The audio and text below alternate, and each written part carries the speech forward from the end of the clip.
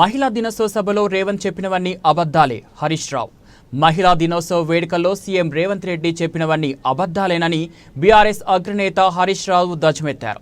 Secunderabad parade ground సాక్షిగా పచ్చి అబద్ధాలు చెప్పారని, అబద్ధానికి ప్యాంట్ షర్ట్ వేస్తే రేవంత్ రెడ్డిలా ఉంటుందని విమర్శించారు. మహిళా సంఘాలకు 21,000 కోట్లు వడ్డీ లేని రుణాలు ఇచ్చామన్నారని, ఆ రుణాలు ఎలా ఇచ్చారో చెప్పాలని నిలదీశారు. ఒకవేళ 21,000 కోట్ల రుణాలు నిజంగానే ఇచ్చి ఉంటే ప్రభుత్వం శ్వేతపత్రం విడుదల చేయాలని హరీష్ రావు డిమాండ్ చేశారు.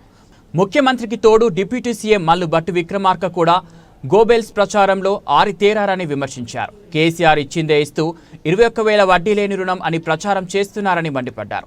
మహిళలను కాంగ్రెస్ సర్కార్ మరింత మోసం చేస్తోందని, ఇచ్చే 5 లక్షల వడ్డీ లేని రుణం కూడా ఇప్పటి వరకు విడుదల చేయలేదని ఆరోపించారు.